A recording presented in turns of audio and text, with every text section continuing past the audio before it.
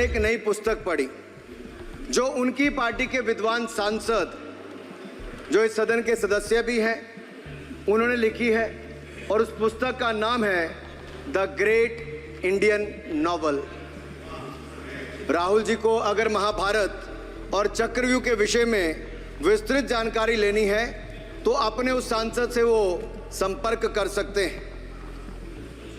और मैं बताऊंगा, शशि थरूर जी ने, शायद वही राहुल गांधी जी को बता दें या बताएंगे, नहीं तो मैं बता देता हूं कि आपने महाभारत और भारत के स्वतंत्रता संघर्ष को मिलाकर जो उपन्यास लिखा है उसके पात्र कौन कौन है। इस उपन्यास में धृतराष्ट्र के रूप में किस नेता को दिखाया गया है, कौरव किस पार्टी को कहा गया है, इस उपन्यास में प्रिय दुर्योधनी कौन है।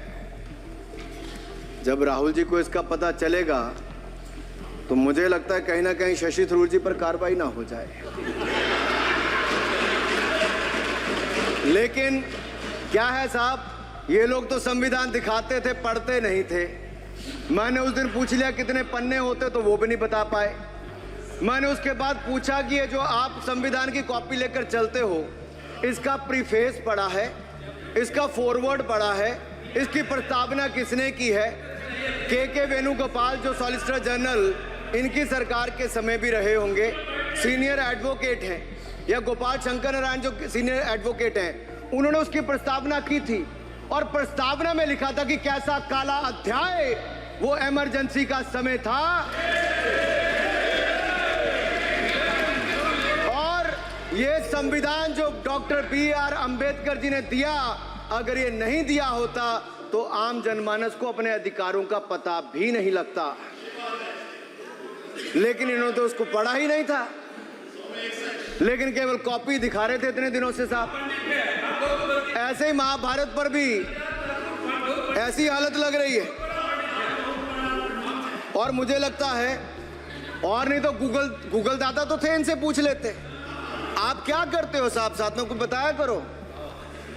सर, इस उपन्यास के, माननीय सभापति जी, इस उपन्यास के मुताबिक जिस पार्टी के सर्वे सर्वा आप हैं, उस उपन्यास के वही कौरव पार्टी है। मैं अपनी तसल्ली के लिए कुछ पंक्तियों को यहां उद्धृत कर देता हूं। मैं कोट कर रहा हूं सर, पेज नंबर 245 से। The India of which Dhritarashtra assumed the leadership on 15th August 1947 had just been through a cathartic process of regeneration, another stage in this endless cycle. अब 15 अगस्त 1947 को प्रधानमंत्री के रूप में मोदी जी तो नहीं थे, और ये कह रहे हैं कि जिन्होंने 15 अगस्त 1947 को उस समय वो सत्ता ली थी वो धृतराष्ट्र थे। तो धृतराष्ट्र किसको कहा गया? धृतराष्ट्र को किसको कहा गया? अब आपने मुझे बांध रखा है, कल स्पीकर ने कहा है, स्पीकर महोदय ने कहा कि उस समय के लोगों का नाम नहीं लेना। तो प्रथम प्रधानमंत्री जी को धृतराष्ट्र मैंने नहीं कहा, इनके अपने ही सांसद ने अपने ग्रेट इंडियन नॉवल में कहा है। शशि थरूर जी कहाँ हैं, कहीं छिप तो नहीं गए? आज शो कॉज हो सकता है। फिर देखिए प्रिया दुर्योधनी और धृतराष्ट्र के विषय में क्या लिखा है। I quote from page 293। In Delhi, blind Dhritarashtra ruled with Priya Duryodhani by his side, and he pledged the nation not so much to the gas and hot water of his Fabian preceptors, but to smoke and steam of the modern industrial revolution. Their ancestors had denied this country. Sir, ये सबको पता है कि इस देश के एकमात्र Fabian Samajwadi कौन थे, और ये फैबियन समाजवादी कौन थे उसके बारे में किसी और ने नहीं, आपके ही सांसद ने लिखा है। अरे वाह, इसमें तो आगे इमरजेंसी की चर्चा भी है, और जिसे इंदिरा गांधी जी ने थोपा था, और इमरजेंसी के लिए उपयोग किया है। सौगत दादा, you are not Shashi Tharoor, please. ये देश इनकी यातनाओं का सर भुगत भोगी रहा इमरजेंसी के समय, और वो काला खंड वो काला अध्याय वो देश कभी भूल नहीं पाएगा, जिसने देश के लोगों को कठिन शब्द इमरजेंसी के बारे में भी बताया। सर, तो हम चर्चा कर रहे थे द ग्रेट इंडियन नॉवल के अध्याय 7th बुक की, जिसमें प्रिय दुर्योधनी और उनके प्रिय पात्र शकुनी शंकर डे देश में आपातकाल लगाने की योजना बना रहे थे। सर, मैं पढ़ता हूं कि शकुनी ने क्या कहा, I quote, What you could do now is to declare an internal seize, a grave threat to the stability and security of the nation from internal disruption. जिस बुक को आप कोट कर रहे हैं उस बुक को आप सबमिट कर दीजिए। मैं कर दूंगा साहब, एक कॉपी आपको भी भिजवा दूंगा साहब, एक टेबल पे भी रख दूंगा। So what you could do now is to declare an internal seize, a grave threat to the stability and security of the nation from internal disruption. No one has ever defined the permissible procedures under an internal seize, which leaves it to more or less up to us to define them, Shakuni added. And the next, sir, from page 366, I quote, not to mention censorship of the press. Press hai? Not to mention censorship of the press, which is nowhere explicitly ruled out in the Constitution. Suspension of certain fundamental rights, free speech, assembly, and that sort of things, and measures to put up the judiciary in their place, said Shakuni. Sir, ये किसी और ने नहीं, और मैं कहना चाहता हूँ सर, माननीय अनुराग जी, एक किताब गौरव जी को भी भिजवा दीजिएगा। मैं कॉपी गौरव जी को भिजवा दूंगा सर। सर, इसमें जिनकी मैं बात कर रहा हूं वो हमारे उस समय की प्रधानमंत्री थी जिन्होंने इमरजेंसी लगाई थी।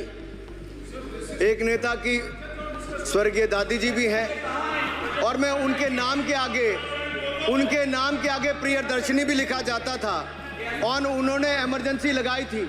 लेकिन माननीय सभापति जी, मैं कहना चाहता हूं, दुशासन और दुर्योधन दोनों बहुत ही दुष्ट और बदमाश हो सकते थे, लेकिन उन्होंने भी कभी इमरजेंसी नहीं लगाई थी।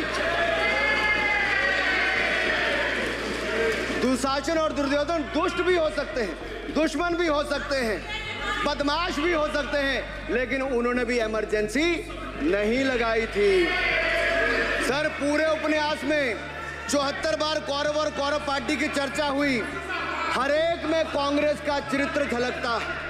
राहुल जी सदन में हजारों साल पूर्व हुए महाभारत की कहानी सुना रहे थे, मगर उनकी अपनी पार्टी के पढ़े लिखे एक विद्वान पूर्व मंत्री और सांसद आज के महाभारत की कहानी लिखते हुए बताते हैं कि कौन कौरव था, कौन शकुनी था, कौन धृतराष्ट्र था, कौन दुशासन था, कौन दुर्योधन था, कौन कर्ण था। जरूर पढ़िएगा, सबके किरदार उसी में मिलने वाले हैं। और शायद जिस समय शशि थरूर जी लिख रहे थे उस समय आपका टैलेंट उनको पता नहीं था, नहीं तो 100 पन्ने तो आप पे ही लिख देते साहब। आप चाहते कार्रवाई हो जाए। माननीय सभापति जी,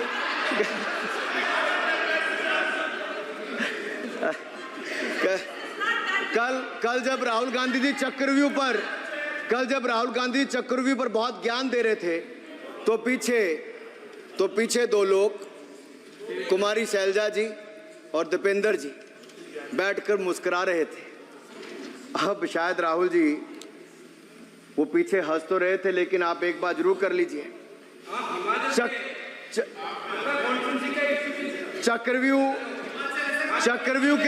चक्रव्यूह के परिप्रेक्ष्य में इन दोनों से बेहतर कौन बता सकता है हरियाणा के चुनाव आने वाले हैं। जान लीजिए कि कौन शकुनी है और कौन अभिमन्यु है, नहीं तो बहुत देर हो जाएगी। आपको एक और सुझाव है, और मैं इतना जरूर कहूंगा, आपने तो कई सारे चक्रव्यूह बनाने का काम किया सर, और जब उस समय किशोर अभिमन्यु पर कौरवों ने युद्ध नीति के विपरीत जाकर प्रहार किया था, तो मैं कुछ कहना चाहता हूं। इतने में पुत्र दुशासन ने पीछे सा था वार किया, निष्प्राण हुए एक गदा से सिर पर था प्रहार किया।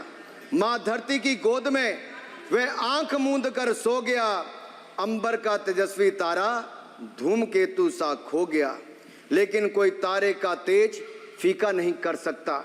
वीर गति पाकर अमर हुआ हो, कभी नहीं मर सकता है। पुत्र सुभद्रा कुरुक्षेत्र में जिसकी अमर कहानी थी, 9 माह में सीखी विद्या, जब 16 साल जवानी थी। अब उस अभिमन्यु को, जिसने सारे चक्रों को तोड़ने का काम किया, मैं इतना ही कहूंगा, चक्रव्यूह का प्रसंग छेड़कर आपने अच्छा किया। इस देश ने बहुत सारे चक्रव्यूह देखे, कांग्रेस का चक्रव्यूह। सर, इसके 7 किरदार मैं बताता हूं सर। पहला कांग्रेस, दूसरा पंडित नेहरू, सर नाम लेने के लिए मना किया, मैं दूसरी तरह से बोलता हूं। पहला कांग्रेस, दूसरे पहले प्रधानमंत्री एनजी, फिर तीसरा किरदार आईजी पूर्व प्रधानमंत्री, चौथा RG1 उस समय के प्रधानमंत्री, 5वां SG, 6वां RG2 और 7वां आप सब जानते ही हैं। आप समझदार हैं, समझ गए होंगे। सर, पहले चक्रव्यूह ने देश को विभाजन कराया, पहले चक्रव्यूह ने देश का विभाजन करवाया, और दूसरे जो एनजी, उन्होंने देश को कश्मीर की समस्या दी और चीनियों को भारत की भूमि सौगात में दी, चीनियों को भारत भूमि सौगात में दी। सर, तीसरे चक्रव्यूह आईजी ने, पूर्व प्रधानमंत्री आईजी ने देश को आपातकाल दिया, इमरजेंसी दी, और पंजाब में अशांति दी। चौथे जो RG1 है, RG1 ने बोफोर्स दिया और सिखों का निस्सहार किया। पांचवें जो ऐसी हैं, उन्होंने सनातन धर्म परंपरा के प्रति नफरत का नैरेटिव बनाया, 12 लाख के करोड़ के घोटालों को संरक्षण प्रदान किया, देश की आर्थिक अर्थव्यवस्था को भंवर जाल में फंसाया। और छठे ठहरे आप, जिन्होंने पिछले 15 सालों में देश की राजनीति, संसदीय परंपरा और संस्कृति को इतना नुकसान पहुंचाया, जितने कि ये बाकी 6 मिलकर चक्रव्यूह एक साथ मिलकर भी नहीं कर पाए।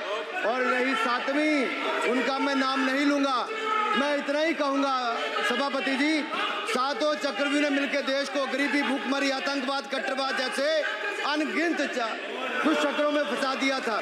देश को हमने इन आपके दुष्चक्रों से बचाया है, आजाद कराया, और माननीय प्रधानमंत्री मोदी जी के नेतृत्व में विकास रथ को आगे बढ़ाया। आज दुनिया में भारत को 5वीं बड़ी अर्थव्यवस्था बनाया।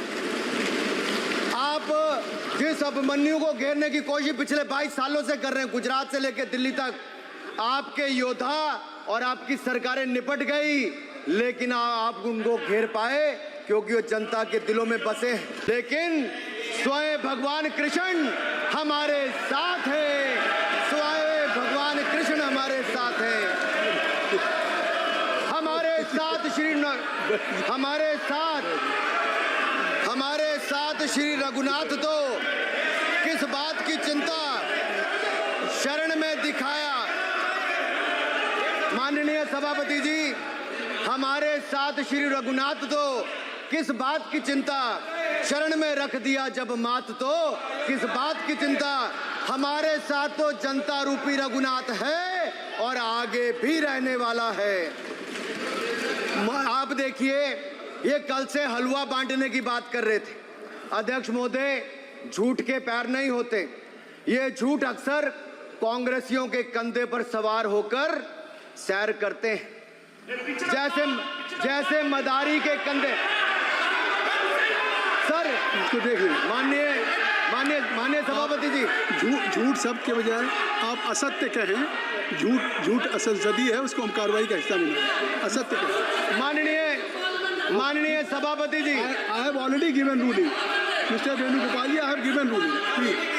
माननीय सभापति, असत्य के पैर नहीं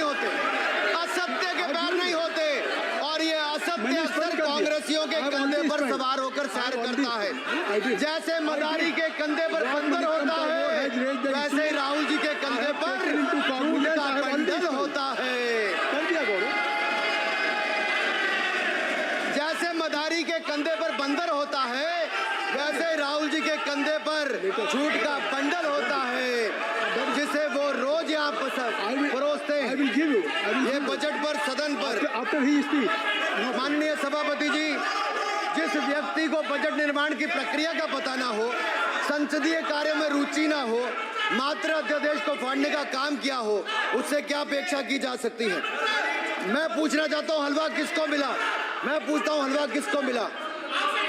राहुल जी बताइए, हलवे की बात की थी, जीभ घोटाले का हलवा किसने खाया?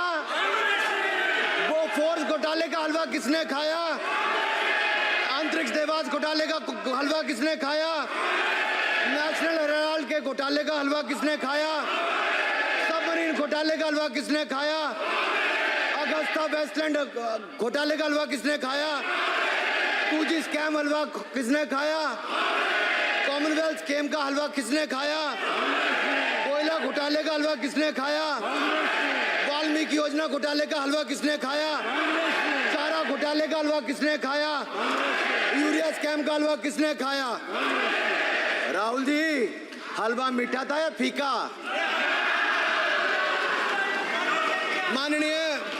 माननीय सभापति जी, कुछ लोग ओबीसी की बात करते हैं। मैं ये कहता हूं, इनके लिए ओबीसी है। गौरव सुनिए, गौरव बड़ा इंपॉर्टेंट है। आप kindly address to the chair. माननीय सर, इनके लिए ओबीसी का मतलब है only for brother in law commission, only for brother in law commission.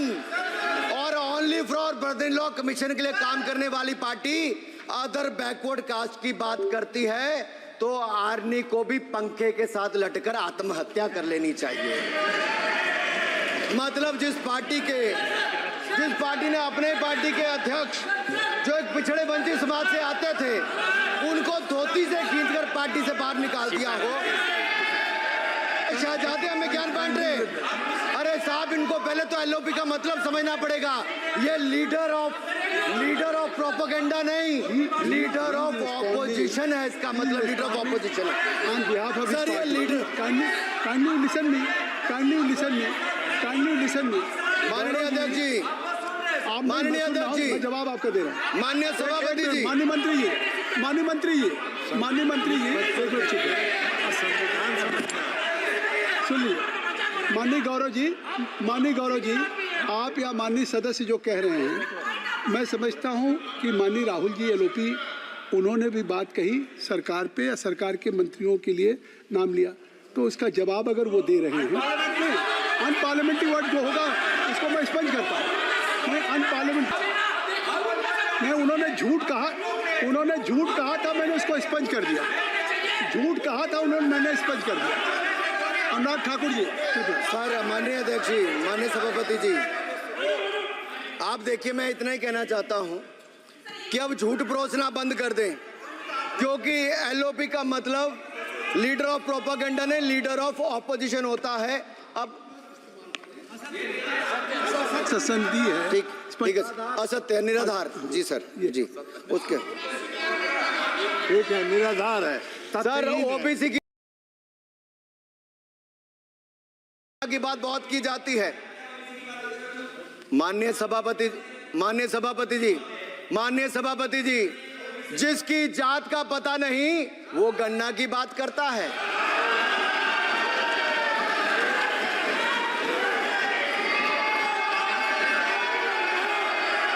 जिसकी जात का पता नहीं वो गन्ना की बात करता है।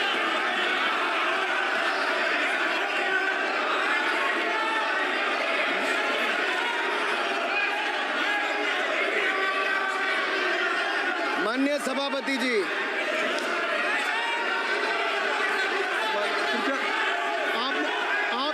आपने जो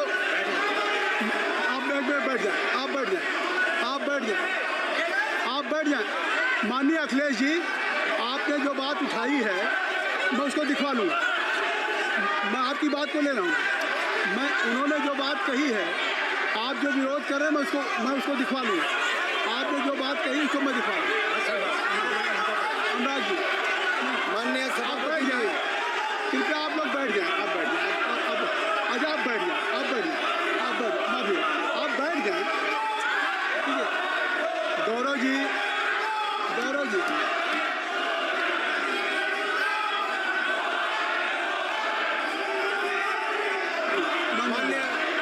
माननीय सभापति जी, मैं आपको याद कराना चाहता हूँ, इसी सदन में एक पूर्व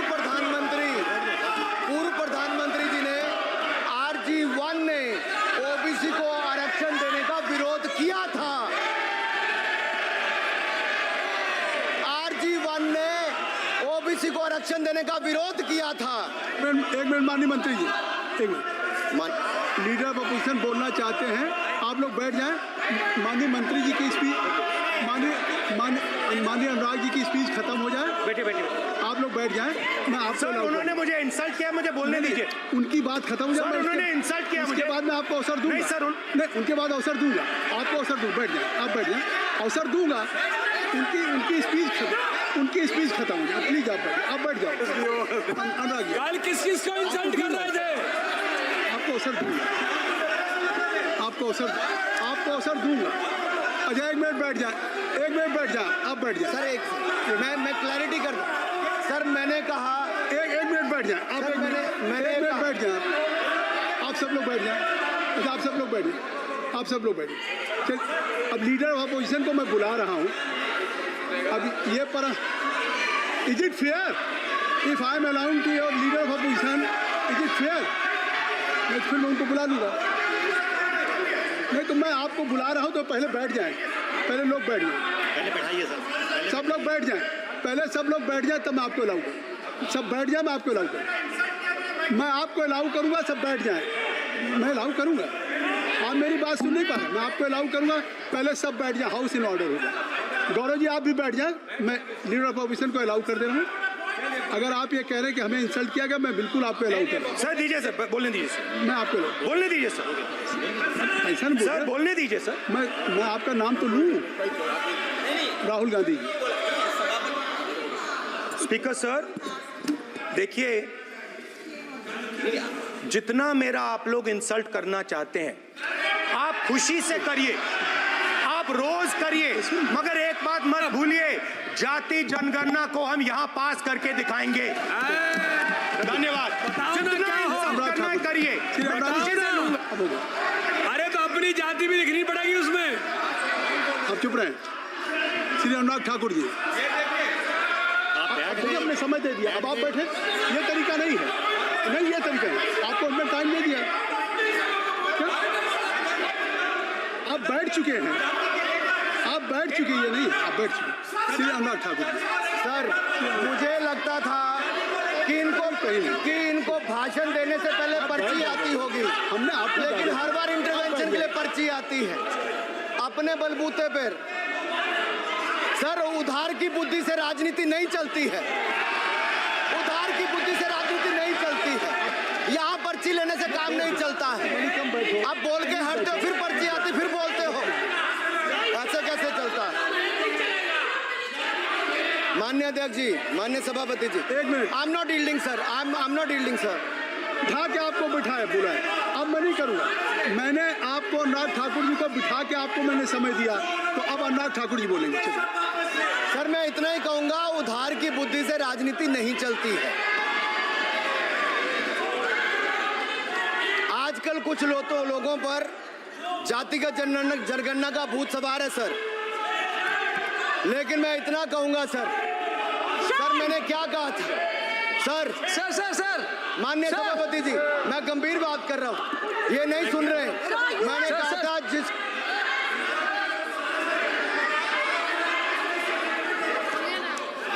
ठाकुर टैगोर प्लीज। माननीय सभापति जी, आई हैव ऑलरेडी गिवन माननीय सभापति जी, राहुल गांधी जी अपनी उन्होंने he has express his feeling जो उनको था। नहीं आप दल से बाहर आ जाए, कृपया आप दल से आ जाएं, फिर मैं उनको फिर समय दे दूंगा, जी सर मैंने कहा था कि जिसको जात का पता नहीं वो गणना की बात करता है। मैंने नाम किसी का नहीं लिया था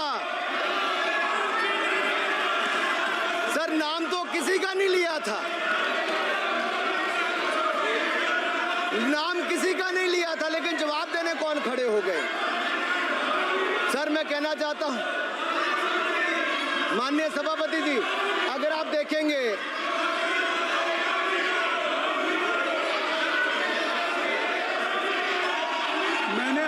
को बिठा के मैंने माननीय राहुल गांधी को समय दिया, मैंने अनुराग ठाकुर जी को बिठा के, तो कृपया आप लोग जब एलओपी को टाइम मिल गया तो आप सदन में व्यवधान नहीं। अब फिर बोलना चाहते हैं आप, खड़े हो जाइए। आप फिर बोलना चाहते हैं, खड़े हो जाइए। चलिए खड़े हो जाइए। आप लोग जाइए बिल से बाहर। LOP please, LOP I am giving. तो आप बिल से तो जाइए। सर स्पीकर सर, अगर मैं आपके एलओपी को टाइम दे रहा हूं तो आप ये क्या मतलब?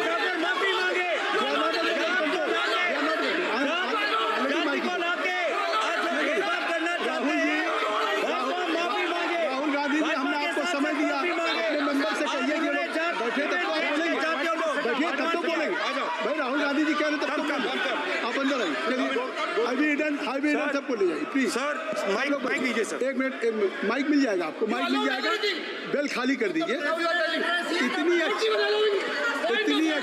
वर्षा पूरा देश इतनी अच्छा बजट पे स्पीच दे रहा है। You have already spoken. Rahul ने